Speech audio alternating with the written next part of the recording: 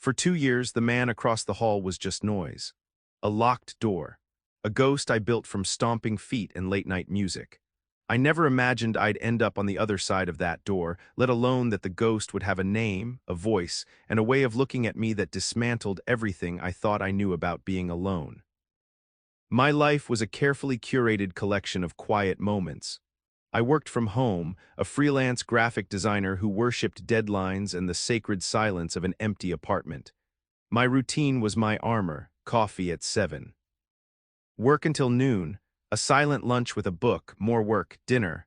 The low hum of the city outside my window was the only company I needed, or so I told myself. He was the disruption. Julian, apartment 4B. I only knew his name from the little brass plate next to his door, a name that seemed too soft for the person I imagined lived there. He was a whirlwind of sound and energy that bled through the walls. The heavy thud of boots on the floorboards, the low rumble of a bass line I could feel in my teeth, the burst of laughter from friends I never saw. From my peephole, I saw him in flashes. Broad shoulders straining the fabric of a worn leather jacket. Dark hair, always a little messy, like he'd just run his hands through it in frustration or passion. A profile that was all sharp angles, jaw, cheekbones, the bridge of his nose. He was a sketch done in harsh charcoal lines, while I felt like a watercolor, pale and easily blurred. He was, in my anxious, overactive imagination, everything I was not: confident, social, effortlessly present in the world. He was the kind of person who took up space, who wasn't afraid of the noise he made. I was the kind of person who apologized to furniture when I bumped into it. The hallway was our DMZ. A 10-foot stretch of beige carpet and flickering fluorescent lights where we sometimes passed like ships in the night. He'd give a short, sharp nod, his eyes already on his destination. I'd offer a tight-lipped, barely there smile and practically teleport to my door, fumbling with my keys as if escaping a predator. The distance wasn't just physical, it was a chasm. He was the sun, loud and bright and burning. I was a planet in a far-flung orbit, content with my predictable, lonely path, observing his light from a safe distance. I had built a fortress around my quiet life, and Julian, with his booming existence, was the barbarian at the gate. Then came the package. It wasn't just any package. It was a custom-calibrated monitor, the centerpiece of a huge project I'd landed. It was expensive, it was fragile, and it was, according to the tracking information, delivered. Left with resident, but it wasn't in the lobby, and it wasn't outside my door, my stomach filled with a cold, heavy dread. I refreshed the page a dozen times as if my frantic clicking could will it into existence. Delivered to 4B. The screen stared back at me, mocking. Of course, of all the apartments in this building, it had to be his. The barbarian's. My heart started a frantic, uneven rhythm against my ribs, a trapped bird beating its wings. This was it. The disruption I'd spent 2 years avoiding. I couldn't just leave it. I had to knock. I had to speak to him. I had to breach the 10 feet of no man's land and face the noise. I stood in front of my door for a full 5 minutes practicing. "Hi, I think you have my package." Too weak. "Excuse me, a package for me was delivered to you by mistake." Too formal. "Hey, got my stuff?" Absolutely not. My palms were slick with sweat. This is ridiculous, I told myself. He's just a person, but my anxiety didn't care for logic. It saw a threat to the routine, a crack in the fortress wall. Finally, propelled by the fear of losing a $2,000 piece of equipment, I crossed the hall. Each step felt unnaturally loud on the thin carpet. My own footsteps a betrayal. I raised a trembling hand to his door, the dark wood cool and solid and final. I knocked. 3 sharp raps that sounded like gunshots in the quiet corridor. I heard the muffled thud of music cut off, the sound of heavy footsteps approaching. My entire body tensed. The lock clicked, a sound like a chamber being loaded. The door swung inward, and there he was. He was bigger up close, taller than I'd estimated, filling the doorway completely. He was wearing a simple gray t-shirt that did nothing to hide the solid lines of his chest and shoulders. The charcoal sketch from my peephole was suddenly a living, breathing thing, rendered in overwhelming detail. But it was his face that stopped my carefully rehearsed script dead in my throat. He wasn't scowling. he wasn't annoyed. He just looked tired. There were faint, dark smudges under his eyes, eyes that were a surprising shade of green, like moss after a rain. A tiny, silver scar cut through his left eyebrow, a detail I'd never seen from across the hall. His hair was damp like he'd just gotten out of the shower. He smelled faintly of soap and something else, something warm and clean. Yeah, his voice was deeper than I'd expected, a low rumble that vibrated in my chest. It wasn't aggressive. Just weary, my own voice came out as a squeak. Hi, I'm Leo. From 4A he blinked a slow, languid motion. A flicker of recognition crossed his face. Right, the quiet one. My face burned. Of course, that's all I was. The absence of sound, the quiet one. Yeah, that's me. I cleared my throat, forcing myself to continue. Listen, I'm really sorry to bother you, but I think a package for me was delivered here by mistake. He frowned, not in annoyance, but in thought. He ran a hand through his damp hair, and my eyes followed the motion. His hands were large, knuckles scarred, fingers calloused. These were not the hands of someone who sat at a computer all day. These were hands that built things, fixed things. Hands that held on tight. A package, he turned, glancing back into his apartment. Oh, yeah, big box, came about an hour ago. I figured they'd screwed up. He turned back to me. Hang on, he disappeared from the doorway, and for the first time I could see into his apartment. It was nothing like I'd imagined. I'd pictured chaos, beer bottles, a mess of clothes. Instead, it was sparse. A large, comfortable-looking couch. A simple wooden coffee table. A few framed prints on the wall, abstract and geometric, which surprised me. It was neat, almost sterile, but beneath the tidiness there was a sense of impermanence, like someone was just passing through. It felt lonely. He returned, hefting a large cardboard box with ease, my monitor. Relief washed over me, so potent it almost made me dizzy. This it? He asked, holding it out. Yes, oh, thank God. Thank you so much. I reached for it, my own hands looking pale and delicate next to his. I misjudged the weight, or maybe my arms were just weak with adrenaline. The corner of the box dipped. His hand shot out to steady it, his fingers brushing against mine. It was nothing, a fleeting, accidental touch. Skin against skin for less than a second, but it was like a live wire. A sudden, sharp jolt of heat shot up my arm, straight to my chest, where my heart gave a painful lurch. It was so unexpected, so potent, that I physically flinched, pulling my hand back as if I'd been burned. The box wobbled precariously. Whoa, easy, he said, his voice softer now. He shifted his grip, taking the full weight of the box himself. Got it. I just stared at our hands, his covering mine for a moment before I managed to get a proper hold. My skin tingled where he'd touched me. My mind went completely blank. All the air had been sucked out of the hallway. Yeah, I managed to breathe out. I've got it, thanks. His eyes met mine, that mossy green, searching. Did he feel it? No. Of course not, it was just static electricity. A fluke. My own starved nervous system overreacting to the slightest human contact. He held my gaze for a second longer than was necessary, a small, unreadable expression on his face. Then he let go. The weight of the box settled fully into my arms, a solid, grounding presence. I clutched it to my chest like a shield. It looked heavy, he said, gesturing at the box. You need a hand with it, the offer threw me. It was kind. The barbarian at the gate was offering to help me carry my things. The carefully constructed image of him I'd held in my mind began to crumble at the edges. Oh no, I'm fine. It's just across the hall, I said, a little too quickly. But thank you, really. I started to back away, wanting to retreat to the safety of my apartment where I could analyze that single, searing touch in peace. As I shuffled backward, I saw something over his shoulder on his kitchen counter. An instruction manual, spread open, and a collection of wooden pieces and hex wrenches. He'd been in the middle of building something. The bane of every person's existence, flat-pack furniture, and he was stuck. I could tell from the frustrated set of his shoulders the way one piece was attached backward. My designer brain, the part of me that lived for grids and order and clear instructions, kicked in before I could stop it. Is that the nerdly shelf? The words were out of my mouth before I could stop them. Julian glanced back, a flush creeping up his neck. The what? I don't know, it's just a damn bookshelf, or it's supposed to be. The instructions are useless. He sounded so genuinely frustrated, so human, not the confident, loud monolith I had imagined, but just a guy defeated by Swedish engineering. It was a vulnerability I never expected to see. And in that moment, the power dynamic, the one where he was the intimidating neighbor and I was the scared mouse, shifted on its axis.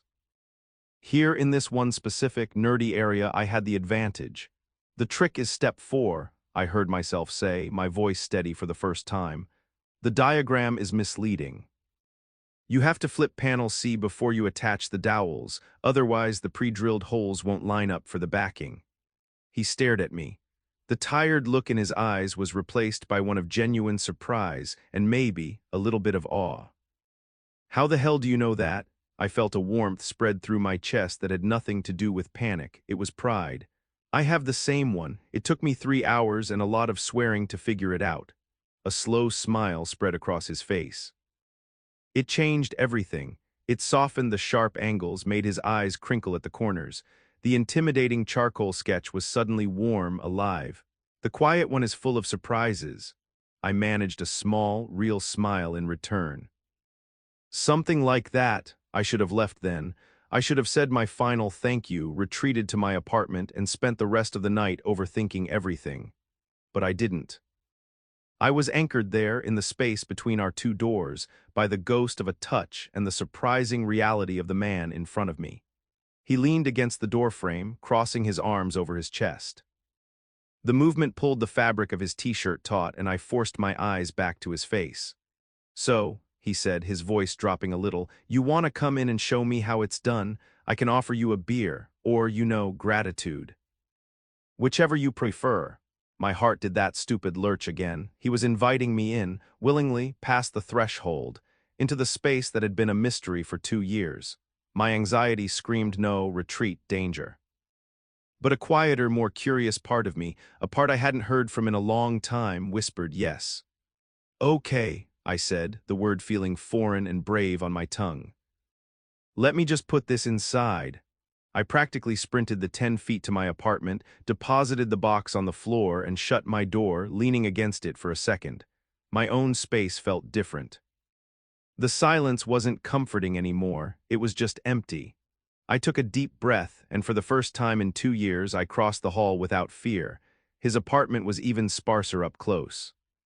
The furniture was nice, but it felt like it had been chosen from a catalog, not collected over a lifetime.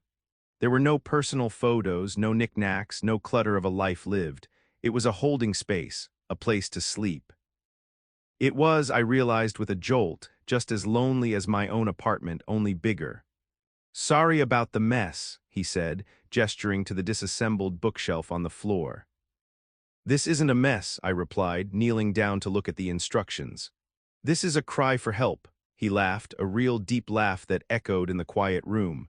The sound wrapped around me, warm and unexpected. He disappeared into the kitchen and came back with 2 beers, condensation beating on the dark glass. He handed one to me, our fingers brushing again. This time I didn't flinch, I just let the warmth linger. We worked in a comfortable, surprising silence. I pointed, he assembled. I deciphered the cryptic diagrams, he provided the muscle. It was a strange kind of intimacy, building something together on the floor of his living room.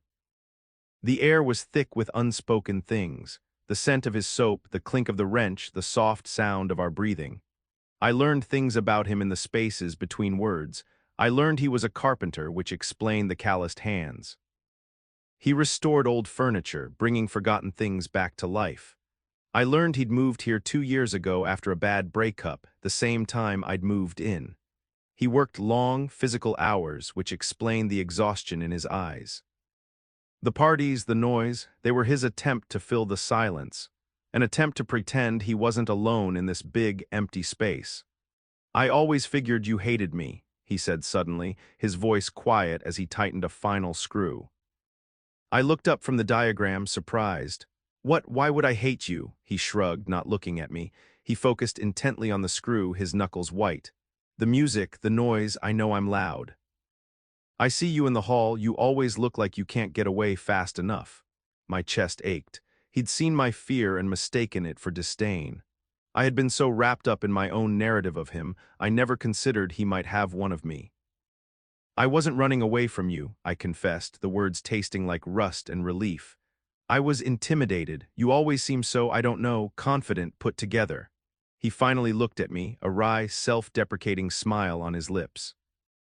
Put together, Leo, I'm held together with duct tape and caffeine. This bookshelf is the most put-together thing I've done all month. The admission hung in the air between us, raw and honest. It was a bridge. He had offered me a glimpse behind the facade, and I felt compelled to do the same. Me too, I whispered. My whole life is a series of carefully organized boxes, both literally and metaphorically. One thing gets out of place and I panic. Like a package ending up in the wrong apartment, like an accidental touch in a hallway. He stopped working. He just looked at me, his green eyes searching mine. The silence stretched, but it wasn't empty anymore. It was full of everything we weren't saying.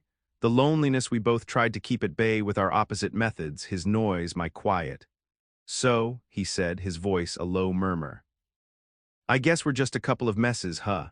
I guess so, I replied, my voice barely audible. We finished the bookshelf and stood it against the wall. It was solid, real. We had made something together. We stood side by side, admiring our work, our shoulders almost touching. I was acutely aware of him, of his warmth, of the sheer physical space he occupied next to me. My skin hummed with a strange energy. Thank you, he said, turning to face me. We were closer than I realized. I could see the flecks of gold in his green eyes. I could feel the warmth of his breath. I would have been swearing at that thing until dawn. Any time, I said, my throat dry. My heart was that frantic bird again, but this time it wasn't beating with fear. It was something else. Anticipation. He didn't move away. He just kept looking at me, his gaze dropping to my mouth for a fraction of a second before meeting my eyes again. The air grew thick, heavy. I felt like I was underwater. Every sound was muted, every movement was slow. This is it. This is the moment. My brain was screaming, 1,000 alarms going off at once. But my body was still, rooted to the spot, waiting, hoping.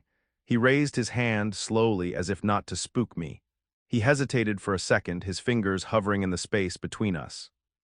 Then he gently tucked a stray strand of hair behind my ear. His thumb grazed my temple, and the simple, gentle touch undid me.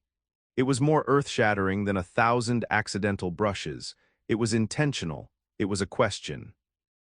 I leaned into his touch, my eyes fluttering shut. It was my answer. And then his lips were on mine. It wasn't a frantic, passionate kiss like in the movies. It was slow, hesitant, so unbelievably soft.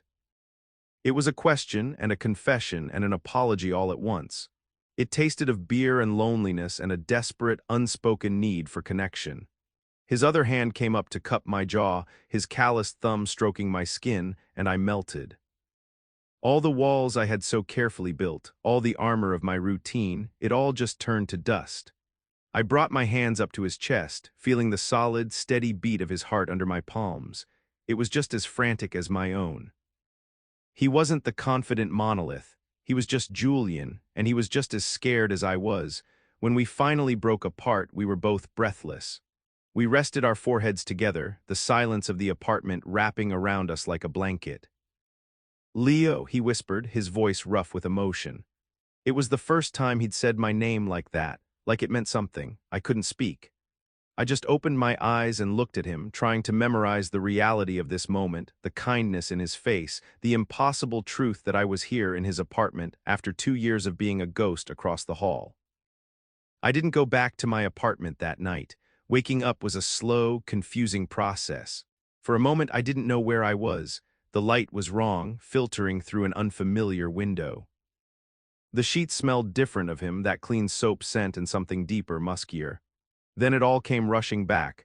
Julian, the bookshelf, the kiss. I turned my head. The other side of the bed was empty. A cold fist clenched in my stomach. Empty.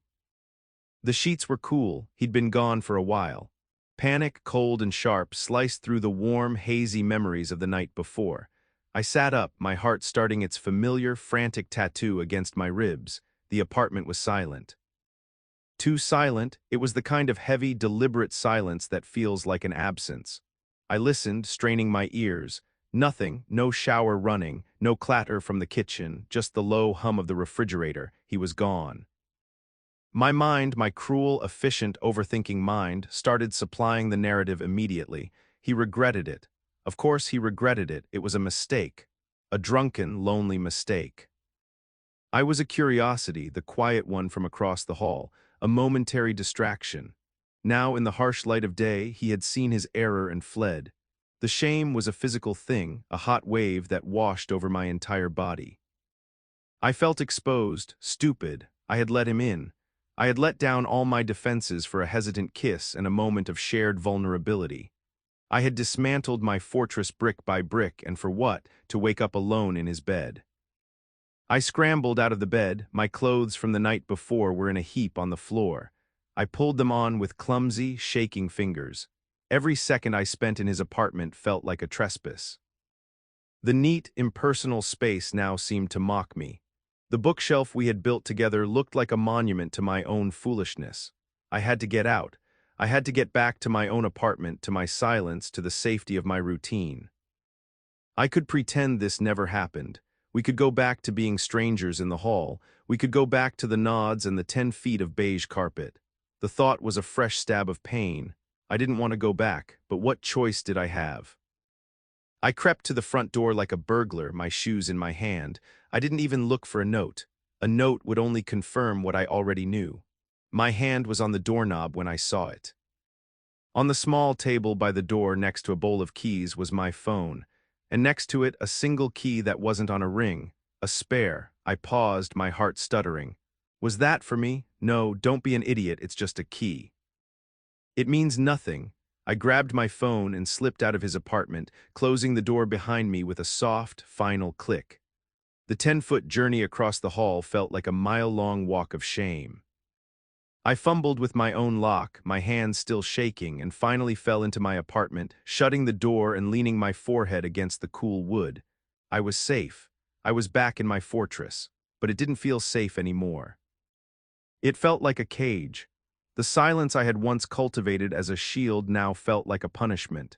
It was a void, and it was filled with the ghost of him, his laugh, the feel of his hand on my jaw, the taste of his kiss. The next 2 days were a special kind of hell. I tried to work, but I just stared at the screen, the new monitor a bright, accusing rectangle in my dim apartment. I'd move a pixel, then move it back. I couldn't focus. My mind was a relentless loop of the night, followed by the silent, empty morning. Every sound from the hallway sent a jolt of anxiety through me. The ding of the elevator, footsteps, a door opening. I'd freeze, my breath caught in my chest, listening. Was it him? But he never knocked. I checked my phone every 2 minutes. Nothing, no calls, no texts. The silence from his apartment was absolute. No music, no heavy boots. It was as if he'd vanished. The quiet I had craved was now a roaring in my ears.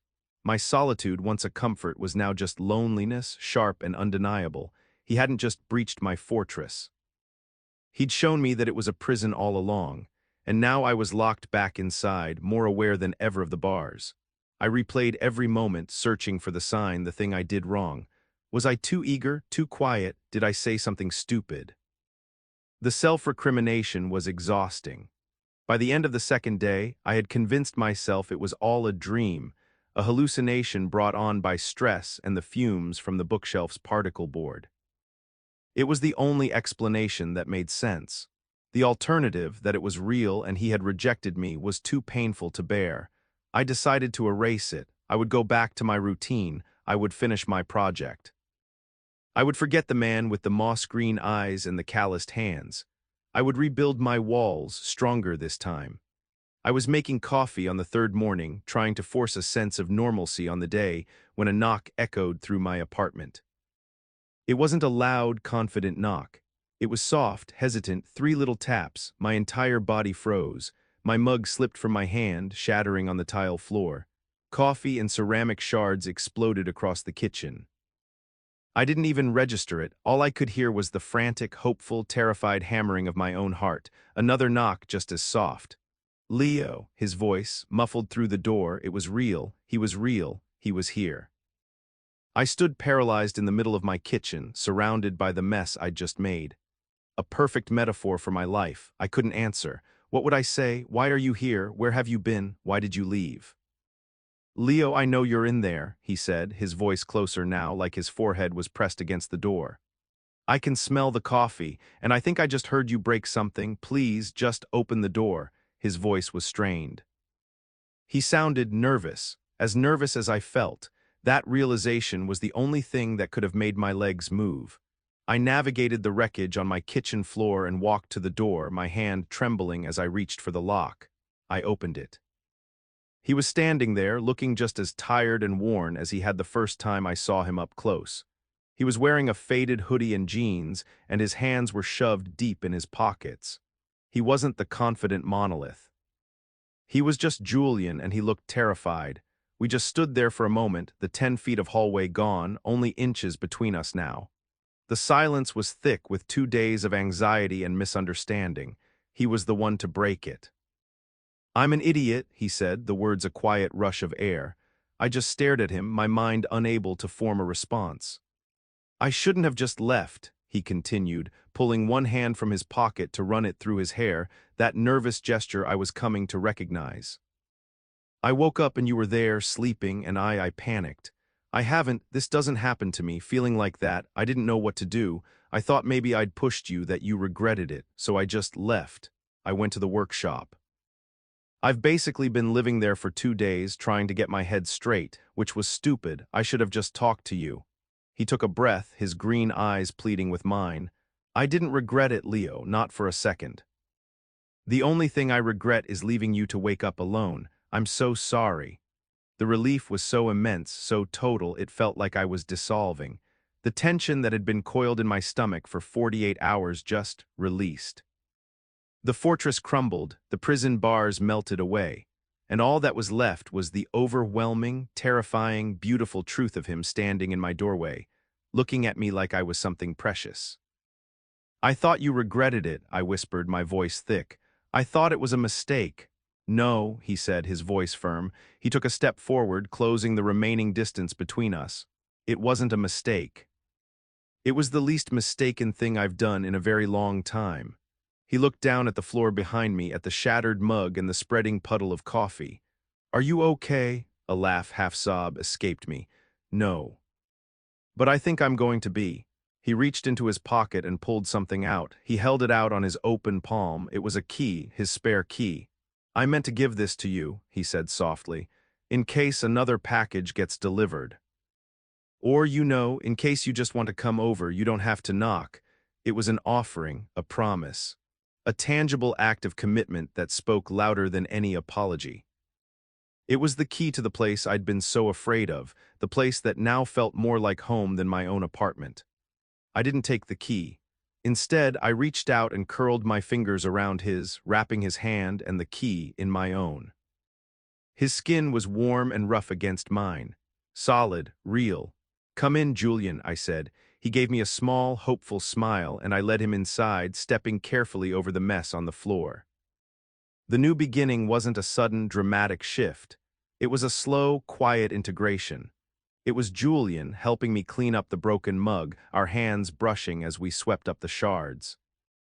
It was making a fresh pot of coffee and sitting at my small kitchen table, the one that had only ever seated one person. We talked for hours. We unspooled the lonely years, the misunderstandings, the facades we had both maintained. He talked about the pressure to be the fun guy, the one everyone wanted to be around, and how exhausting it was to be constantly surrounded by people and still feel completely alone. I talked about my fear, about how my quiet life was a defense mechanism against a world that felt too loud, too demanding. He didn't just fill my silence, he understood it. That night he stayed. But this time, when I woke up, it wasn't to an empty bed. It was to the solid weight of his arm draped over my waist, his steady breathing a warm puff of air against the back of my neck. I lay there for a long time, not moving, just feeling the profound, earth-shattering peace of not being alone. The morning light was soft, gentle. It wasn't harsh at all. Our lives started to bleed into one another's. His worn leather jacket ended up draped over my desk chair. My favorite coffee mug appeared on his kitchen counter. We didn't talk about labels or definitions. We just were, together. Some mornings, I'd wake up and find him in my kitchen, making coffee, his broad back to me as he looked out my window.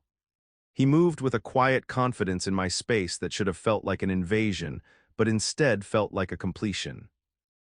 My apartment, once a sterile fortress of solitude, was now a home. It was filled with the low rumble of his voice, the scent of his soap on my towels, the comfortable clutter of two lives intertwining. We found a rhythm. I'd work the sound of my keyboard clicking, while he sat on my couch, sketching designs for a new furniture piece in a worn notebook. His presence wasn't a distraction. It was a grounding force, a quiet hum of energy in the room that soothed the anxious parts of my brain. He was the anchor I never knew I needed. He showed me his world, too. I went to his workshop, a cavernous space filled with the scent of sawdust and varnish. I watched, mesmerized, as his calloused, capable hands took a piece of old, forgotten wood and transformed it into something beautiful and strong. He was an artist, and his medium was restoration. It seemed fitting. He had, in a way, restored me too. He had found the person hiding behind the fear and the routine and brought him into the light. Looking back, my old life seems like a faded photograph of a stranger. That man who jumped at every sound, who saw a threat in a friendly neighbor, who believed his loneliness was a choice. I didn't come to this apartment building looking for love. I came here looking for a quiet place to hide, but love found me anyway, in a misdelivered package and a busted bookshelf. Julian wasn't a disruption to my carefully curated life.